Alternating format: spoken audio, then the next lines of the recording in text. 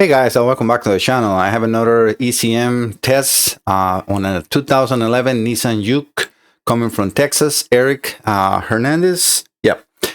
This is your computer. He sent his computer. Actually, it was actually really bad burnt. But let me show you a little bit of what I have here. So I have, as you see, the computer connected, and I'm using a new tool.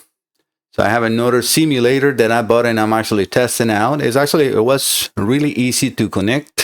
It was a little hard to get the software from the company that I bought the tool from. And now they didn't want to give it to me. It's let's say, the tool comes ready to use, but with no cam or crank signals.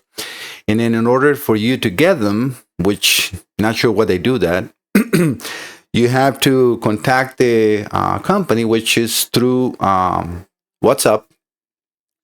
And then they have like an automatic or automated system that you have to go through multiple menus in order to get a software. I try to contact them via email, and they say, "Oh yeah, the software is there. You just haven't looked good." And I'm like, "What is the secrecy that you cannot just? You know that I bought the tool from you, so can you just direct me directly to the download?" Oh, it is there. Oh, it is there. I'm like, guys, I spent like 12 or more hours looking for software. So it was completely irrational. I not understand why the company did that, but it was like that. But after that, I think it's going to be a good tool. I like that it has a very small footprint, as you can see here. And they have over 1,000 cam to crank correlation waveforms that you can use at any time. And I'm going to show you a little bit of this. Oh, I forgot to tell the name. The name of the tool is Mark 50, which is coming from America, but not United States. All right, so let's go back to here. So let me see if I have the pictures for Eric. All right, let me move you over to the next capture. Yeah, you can see there, it looks a lot bright. I can actually probably move that camera a little lower.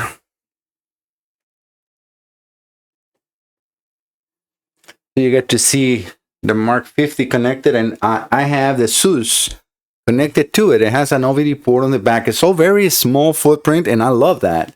I'm actually ordering some connectors because I don't mind the connector type, but for those that have followed my website or my YouTube channel, you know that I like to do my own harnesses to quickly connect, so I don't have to, especially when it's a computer that I work a lot on it. When it's a here and there, I don't do it for obvious reason, because that takes a lot of time. But when it's a computer that I work often, I will do complete harness, and it takes sometimes 20-30 hours to make a harness and make it look nice. So I'm going to set up that tool into a bracket so I can keep it in there and run the harness longer, because they're really short harnesses, but it's a good system. All right, so let me move you over to the display. If you're here in my channel, please subscribe. That really helped my small business. And why I ask you this is because, well, first, it's a free video, so I hope that you like my content. It's very, interesting to see how the system works and everything inside your car computers, or in your both computers or instrument clusters. And that's what I like to share here. So if you subscribe to my channel, YouTube will promote more and more my videos, and that will help my small business grow and get more customers. I have to compete against monsters that have millions of dollars to marketing and so on that I don't have. So you will help me a lot. So thank you so much for that. And here right now on the screen, I have my website. So it's MikeSalazarDiagnostics.com. I will put that name on the description, on the title of this video, so you can copy and paste it in case you have a computer that you need to send for repairs or instrument cluster. If you're a shop, please save my information, because I guarantee you I will become handy. I have probably repaired, I don't know, maybe 8,000 computers successfully. There's a few here and there that they were not possible to be repaired, but most of my repairs have been completely successful. Even sometimes they have to come back or so because problems in the car, or not enough information, but I'm trying to reduce those comebacks and try to gather more information from the customer, so that happens less and less. All right, so let's go back to the information. That's why we were here. All right, I usually do create a folder for the customers. As you see here, I got the VIN number for the vehicle, and I gather all this data that you have here. I actually created from the original diagram. So if we go over to the original diagrams, which are here, Nissan is still, until today, they're most, at least for us, black and white diagrams. Sorry, I'm going a little fast, but it's not really much information that I want to show here. Yes, that they're black and white, but at least something good out of this diagram is that at the end of the page, and same thing happens to Toyotas, I'm going to click so you can see the diagrams. In here, we start seeing the connections, or the connectors. There is a lot more than just the ECM connectors in here, because any connector there is on the diagram, they will put here. Most of them don't have any pinouts like this one. I don't know what that is. It says wire to wire, but it's these pins, but it doesn't say what there are in there. But at least on the ECM they did. So let me scroll down to there. So this is E18, which is a smaller connector. Not sure why Nissan does this all the time too, because if you go inside the connectors on the ECM, you're going to see like A, B, C, D, E, F, G, and then 1, 2, 3, 4. So 4 rows and then letters. But then when you come to the connector on the diagram, they put numbers. So please make yourself and decide what are you going to use, so we can at least follow. And that's for the engineers of Nissan. But it was at least an easy way to find out, because what I usually do when I'm looking for a diagram, and in my case, I don't have the harness, right? I cannot follow the wire color on the wire diagrams because I don't have the harness for the car. So I look for the grounds. This is easier to know which connector it is because it has the less amount of pins. I think I put them on the notes in here. Well, what I did is this computer has 3 connectors: F25, F26, and E19. In F25, we will have the pins from 1 to 44. There are actually a little more pins inside the connector, but the only ones that are connected are from 1 to 44. And then on 26, F26, we start in 49, not 45, right? So why? Because our pins are not connected, and they just don't show it.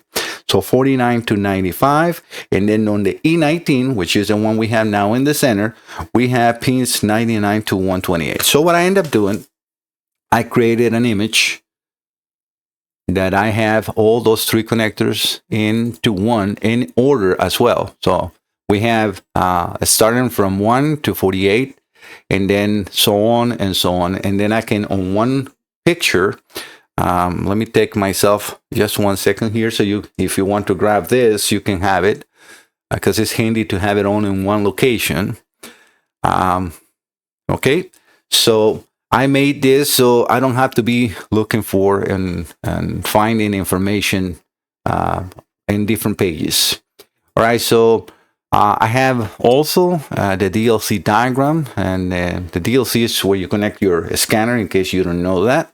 The data link connector, that's what DLC stands for.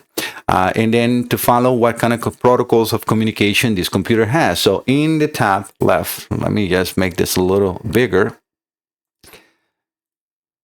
We have the ECM. I'm just grabbing this so you can see where I am. Okay, so this here is the ECM. So the ECM has a CAN bus, CAN low and CAN high on pins 99 and 100. And it also has a K line on pin 104 that goes over to DLC 7, which is the K line. And then CAN low to pin 14 on the DLC, and CAN high on to pin 6 on the DLC. All right, so those are just what I really need to, again, to show you. I also did grab let me make this a 2-page view. It's 4 pages, so we can just do that into 2 page display, 2 page. All right, so we can now see this better. I also mark it so I don't have to, again, keep looking for the information. And I have gathered, where the grounds and powers and communications are, to make sure that what it was on those connector pins is also correct in here, and it is. So I mark everything in here. We have the kind high, kind low, pin, DLC7. This is the park neutral switch in case it's automatic. And it has also a clutch in case it's manual. And then ignition, which is terminal 15. And then power supply terminal 87, which is going through a relay. And I'm going to also show you another picture that I did.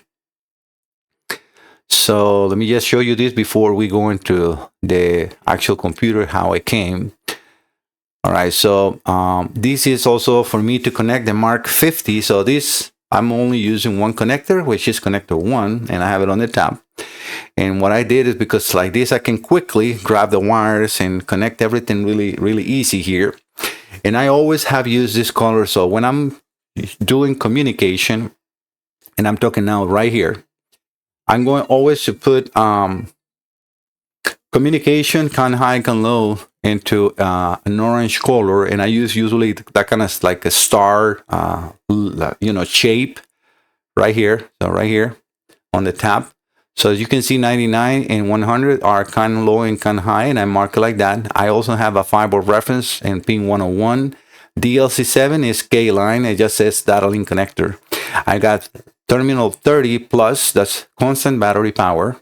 So always when you see terminal 30, it's a direct power, no fuse, it's a fuse, but no relays or switch is always going to be there. Terminal 15 is ignition, so only will be a power supply to that pin when you turn the ignition of the vehicle on. I also mark in here sensor ground because I'm going to monitor when I turn the computer on, the fiber reference and the sensor ground at the same time to make sure the computer logic is up and running, right? And then terminal 87 plus, okay, that's like a power supply only through an ignition, but also through a relay. So it will not come on until that relay is activated by, in this case, the same computer. So when you have that constant power and then you turn the ignition on, that terminal 15, right, and pin 109 will provide power to the computer, and the computer will close the relay and allow power to come back to itself into pin 121. That is just the way the procedure goes, so the computer can understand if everything is powered up, if it's no shorts, and so on. And then we have 3 grounds in pin 123, 124, and 127. The reason I put those line on the left is because for me here, those 3 grounds are interconnected inside. So I don't need to put 3 different wires. I can just put 1 wire of a ground and that should work. All right. So this is just, again, I always try to make myself quick and don't have to do this over and over and over again. And even if I have a brand new tool, I try to use this all the time. And I like that they give us, or they give me this much information that I can use for these kind of pictures. All right, so computer. This is the computer as soon as I open it up. Okay, so we have a major burst. We can see here where that burned and exploded. I will show you in a second. So yeah, this is a close up of that portion on the computer that got blown apart. And this is just, for my records, and I always take a picture, a high definition picture like here, because I can come in here and I can see part numbers. You can see very nice and very clean, that I can go pretty much around the entire board and then look for part numbers or understand where this is it. You can see that I had this holder in the page before. You can see this is our capacitors for the GDI injectors or so. But yeah, so I always take pictures of both sides of the board. And this is, again, for my records. All right, so he's concerned. And Eric says, yeah, somebody connected the battery backwards. So that was the problem. Let me take you here.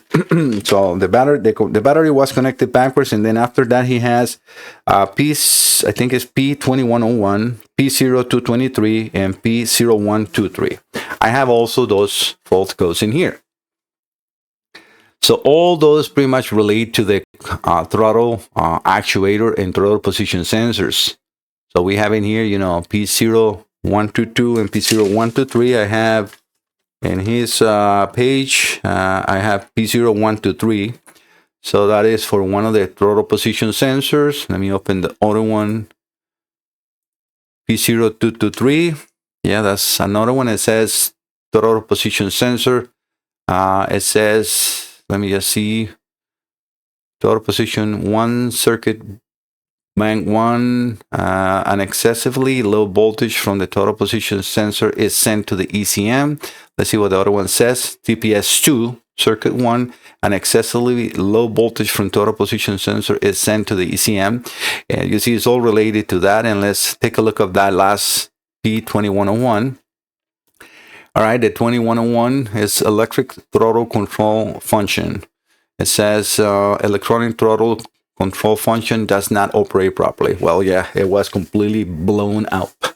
And that was just not that. I mean, we're talking about protections and diodes and so on. So, but now the computer is fixed. So let's let me put the meter so we can see that we have the 5-volt reference. And I'm also have now the scanner connected in here. So as you see, I have already the Bing in there. Let me get the scanner in my screen so I can do something. I hope that you guys can see. Yeah, you can see that was automatic ID and read by the same scanner. Let me just double check with my notes in here. So yeah, 019039. Yeah, that's the correct Bing number. All right, let's, the only thing that I really want to do here is enter to make sure that we have good communication. As you can see, we have very good 5-volt reference, which is what is going to supply that power over to the throttle position sensors.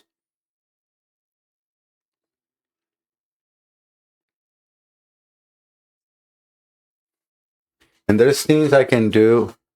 I have digital signals onto that tool. The only thing I am a little not happy about is the way the tool is made with very short wiring. So I like the small footprint, but if I need to get access to the knobs where I got digital signals, I got like a throttle position sensor, map sensor, and map, and I can. It's nice because they created pins on top of the tool where I can put my oscilloscope, which is nice, right? But if I want to access like a throttle position sensor signal from here, I will have to if I want to move it, I will have to walk myself on a very weird angle, and just because it's a very short harness. So I'm definitely going to make this my way, my setup. You'll see when I have everything ready to go. And this is just in here. We're just waiting for the scanner to finish trying to find the entire vehicle, right? So this usually happen on the first times. All right, so let's do that. And I'm probably going to get a wire. Give me 1 second, guys. All right, the scanner is connected. All right, so off of camera, I also added a wire because this is very nice. So let me just show you what I did. So like I said, on top of this Mark 50, you have pins that I can connect with a DuPont wire, which actually is very good because it fits perfectly the computer. I can connect it over to those outputs. And here, I have our potentiometers that I'm going to be able to adjust. And I have 1, 2, 3, 4, 5, 6 potentiometers that I can adjust 0 to 5 volts, right? Well, I have digital signals. Those are going to be square waves, and it has switches in here where I can change polarities and so on. And all of these ones are injectors and coils I have, and I like this a lot because it has 8 coils and 8 injectors. And also has a switch in here, kind of like a switch, so you can change these jumpers and you can make polarity go to positive or to negative. And if you want to connect loads into here, you can also move it over to the other side so it will not burn the LEDs that are here. If you really want to run the coils or the injectors, the actual real coils and real injectors with the Mark 50. So I like that a lot. So this is a very nice small footprint. I'm just going to make a longer harness system. I just got the tool not too long ago, but I'm going to create a nice setup where I can have it handy here, and I just run the harness so where I don't have to be like this, reaching out in a very weird position. But yeah, so we have the the scanner connected. Let me get over to the scanner in here and also probably move the camera because it looked like it moved. So you can see that better. Yeah, so the scanner is not completely in your way, at least to look at the computer. Oh, that's all we will be seeing. So, all right, so we're going to enter the engine. Let's go over to codes. So, yeah, fuel rail, throttle position circuit high. Let's just remind the full code that he has. P0123. We have it in here. TPS or APP sensor, high volts or open. The 223 he had in here too. TPS sensor 1 circuit high voltage. Let's see, what are we reading? I'm not going to raise anything yet. You see we got CAN communication fault and other faults, obviously because nothing else is connected to the computer. Let's go over to the data and see if we can read anything. So let's go into idle and throttle control data. Let's see if I can actually move that throttle position signal, which I have only, I think, in 75, which is, I think, throttle position 1. So I'm going to deselect all the data. Throttle sensor voltage 1, 2. I guess those are the sensors. It doesn't say about percentage. Yeah, we're not going to be doing any close throttle position.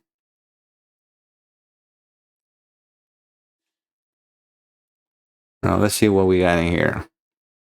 Okay, so yes, this is very good because, all right, so I'm going to show you right now on sensor 2, we're reading 5 volts, but in sensor 1, we have 2.72.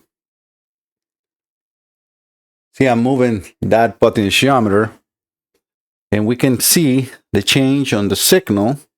I can put another wire. You see, I'm moving it up and down, so that is good because the computer logic is good, right? So we can see that in throttle position sensor 1. All right, so I'm going to put another wire. So let me do that. I'm going to stay so you guys can see how I'm doing it.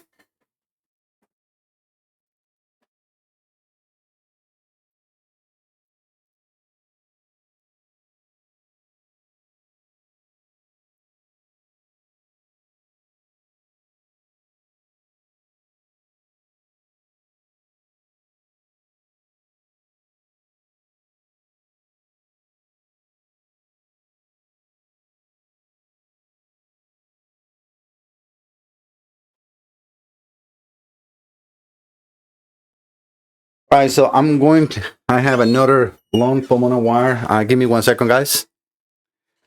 All right, so like I said, all these are just potentiometers.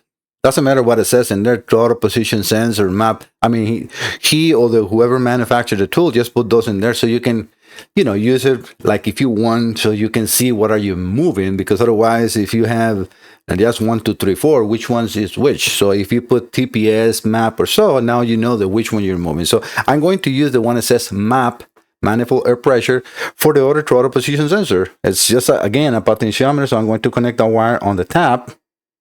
Let me do that very careful because I don't want to bend it.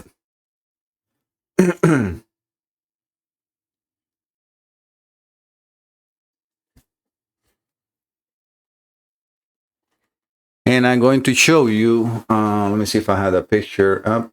Yes. So in here, let me take the scanner out of the way. We can see 70, what is it? Right here. So 75 is throttle position 1 and 76 is sensor throttle position sensor 2. So 75 and 76. Okay, one top the other one. All right, so let me get a light because got it right here.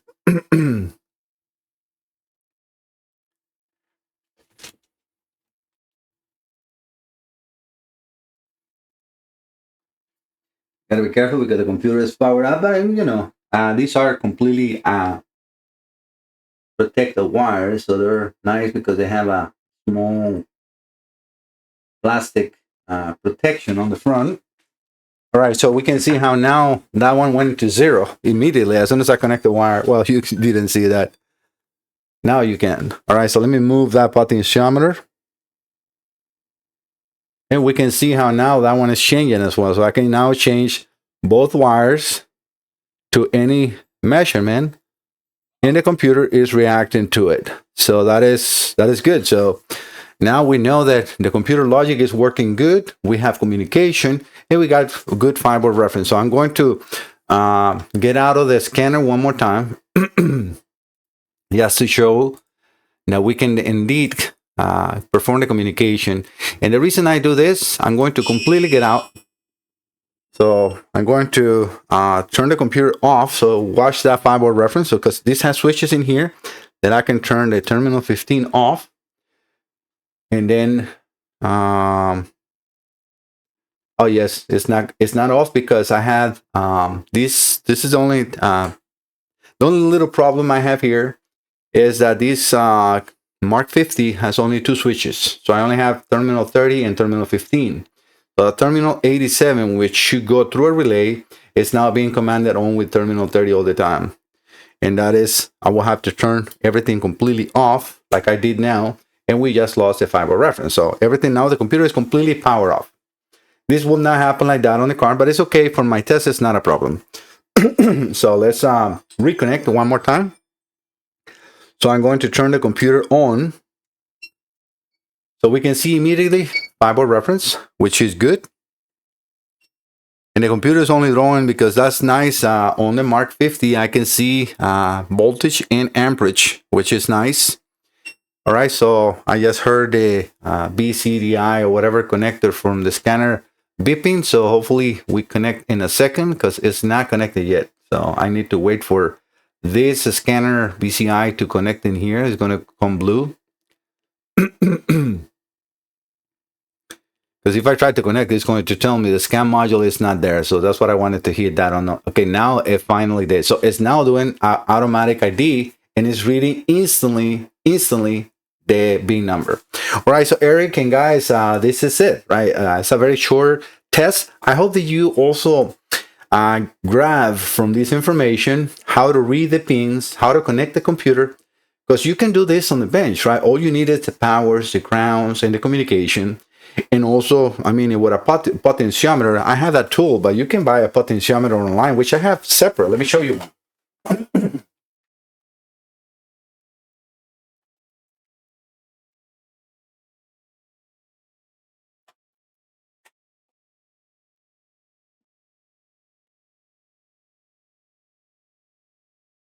Let me turn the computer off, so because I'm going to move this on top of that, and and the computer is exposed, but so you can get a better or a closer look. All right, so this is a potentiometer. You know, this is a 10 kilo ohm potentiometer that has three connections. I soldered these wires myself because sometimes I run out of like potentiometers for testing, or I don't want to connect those, the simulators, and I just plug this in. So, and this has a knob, and what I do is I connect the thing onto the multimeter to read the resistance, or if I want to, I can provide fiber reference from my simulator.